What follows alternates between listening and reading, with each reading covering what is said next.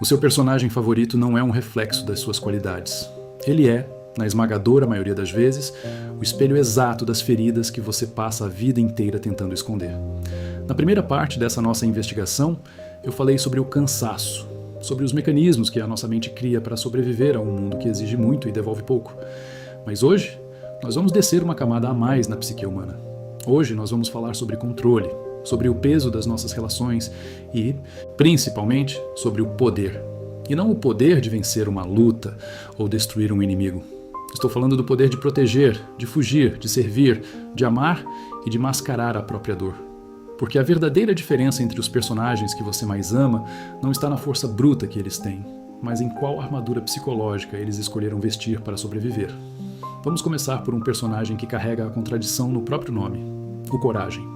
A vida dele acontece dentro de lugar nenhum, um vazio geográfico, onde o absurdo e o aterrorizante são a única regra. O terror bate na porta todos os dias. E o que o Coragem faz? Ele grita, ele treme, ele entra em pânico e ele abre a porta. Psicologicamente, o Coragem é a personificação absoluta da ansiedade generalizada, combinada com um senso esmagador de hiperresponsabilidade. Se o Coragem é o seu personagem favorito, a sua mente enxerga o mundo adulto exatamente como um lugar nenhum, um ambiente imprevisível, caótico e cheio de monstros disfarçados de boletos, crises e decepções. Ter o Coragem como espelho revela que você provavelmente é o pilar emocional das pessoas ao seu redor, mesmo sentindo que o mundo é grande demais. E você é pequeno demais. Você não é corajoso porque não tem medo.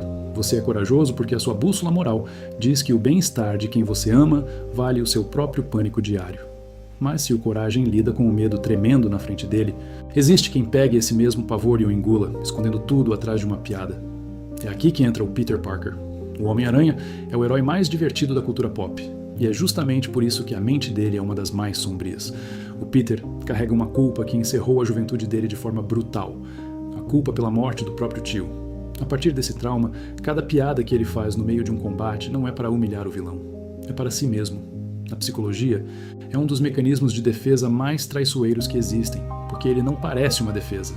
Ele parece carisma, ele parece leveza, mas no fundo é o chamado arquétipo do bobo da corte. Se eu fizer todo mundo rir, ninguém vai perceber o quanto eu estou sangrando. A máscara que cobre o rosto dele inteiro é a metáfora perfeita da psique de quem o tem como favorito. Se você se projeta no Peter Parker, a sua camada mais profunda aprendeu que transformar a própria dor em entretenimento é a maneira mais rápida de evitar que as pessoas cheguem perto demais e perguntem como você está de verdade. E por falar em dores que moldam a nossa existência, nós precisamos falar sobre o Príncipe Zuko. Enquanto o Peter esconde a dor na ironia, o Zuko transforma a própria dor em uma perseguição doentia por aprovação. Ele nasceu em uma dinâmica familiar que a psicanálise chama de família narcisista, onde um filho é o herói de ouro e o outro é o bode expiatório. Zuko cresceu acreditando que o amor era condicional, que precisava ser comprado com submissão e perfeição. Quando ele mostra o mínimo de empatia, ele é punido com uma cicatriz no rosto e banido. A partir daí, a caçada dele pelo Avatar não é uma busca por poder. É a busca desesperada de um filho tentando comprar o afeto de um pai que é incapaz de amar. Se o Zuko ecoa forte na sua personalidade, isso revela uma ferida muito específica. A exaustão de tentar provar o seu valor para pessoas que já decidiram não te valorizar. Escolher o Zuko como favorito é um reflexo daquela parte da sua mente que ainda está em conflito, tentando entender que o equilíbrio da vida não vem de agradar os seus tiranos pessoais, mas de aceitar que você já é suficiente por si só. Mas existe uma outra forma de lidar com a traição de quem deveria te amar, e a princesa Jujuba é a mestra nisso. O trauma dela gerou uma resposta psicológica muito clara: a hiperindependência e o controle obsessivo.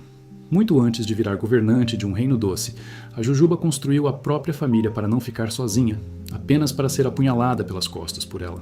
Qual foi o mecanismo de defesa que a mente dela criou? Ela se tornou uma fortaleza. A Jujuba espiona, manipula, calcula cada variável e cria cidadãos geneticamente dóceis, para ter a certeza absoluta de que nunca mais vai ser vulnerável a uma traição. Se a princesa Jujuba é a sua personagem de conforto, a sua psique guarda um medo profundo do imprevisto. Ter a Jujuba como espelho diz que você provavelmente é a pessoa que resolve os problemas de todo mundo, que planeja tudo nos mínimos detalhes. Porque delegar algo significa perder o controle, e perder o controle significa correr o risco de ser machucado de novo. O peso de tê-la como favorita é a coragem silenciosa de admitir que virar um muro de concreto te protege, mas também te isola do mundo. Se a Jujuba resolve o trauma apertando as rédeas de tudo ao redor, a Marceline resolve o mesmo problema soltando as rédeas até que tudo perca o sentido.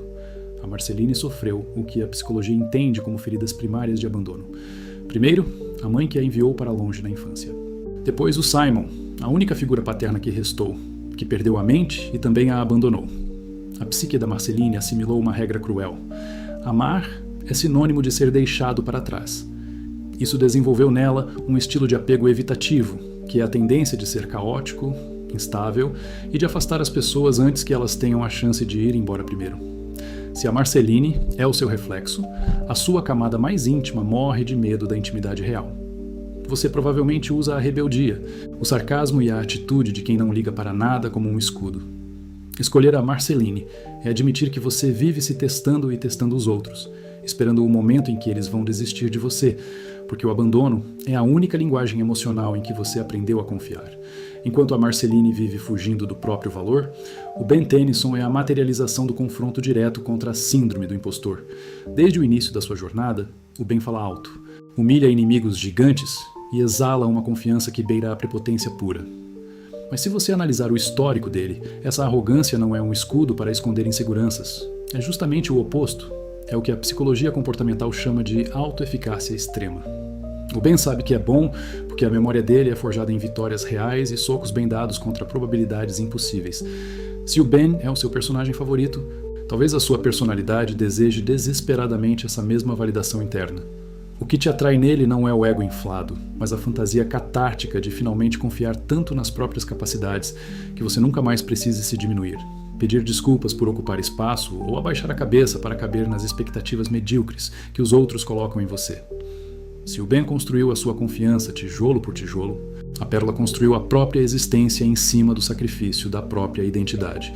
Ela é o estudo de caso perfeito para a codependência emocional. Por milhares de anos, a Pérola existiu com um único propósito psicológico: servir e viver através dos olhos da pessoa que ela amava. Quando essa pessoa se foi para criar uma vida nova, a Pérola não perdeu apenas um amor. Ela perdeu a utilidade da própria existência. Ela esconde essa dor devastadora atrás de lealdade, regras, limpeza e neuroses diárias, tentando desesperadamente não encarar o vácuo que ficou no lugar da alma dela. Se a Pérola toca no seu ponto fraco, a sua psique carrega o peso de viver para os outros. Você provavelmente é a pessoa que se anula para organizar a vida de quem ama, acreditando no fundo que o seu único valor real no mundo é a sua utilidade. A Pérola te ensina que a cura não é ser consertado por alguém, mas sim ter a coragem de admitir em voz alta que você está ferido e que não precisa ser a ferramenta de ninguém para ter o direito de existir. E para fechar essa análise, nós precisamos olhar para o personagem que carrega o conceito de poder na sua forma mais absoluta e mais incompreendida: o Superman. As pessoas costumam dizer que ele é chato, mas a psicologia por trás do Homem de Aço é aterrorizante e linda ao mesmo tempo. Ele nos mostra o que significa ter o poder literal de destruir o mundo e escolher todos os dias, em cada micro-interação, a gentileza. Diferente de outros heróis que são movidos por traumas, por vingança ou pelo medo, o Superman foi criado com amor incondicional. Ele não tem nada a provar. E é por isso que ele é o retrato máximo do estoicismo e da empatia radical. Se o Superman é o seu personagem favorito, você não é chato. Você é, psicologicamente, alguém que compreende a exaustão de tentar ser bom. Você carrega a noção de que ser gentil em um mundo cínico não é um sinal de fraqueza. É uma decisão que exige uma força mental gigantesca.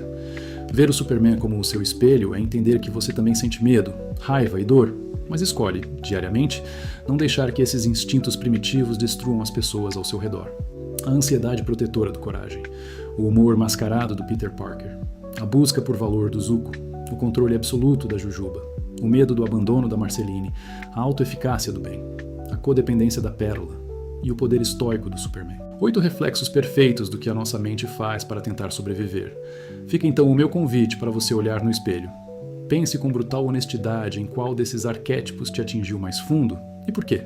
Reconhecer a sua própria dor refletida na ficção é, quase sempre, o primeiro passo verdadeiro para reconhecer e curar essa dor dentro de você. Deixa aqui nos comentários quem é o seu personagem escolhido e qual é o trauma que vocês dividem.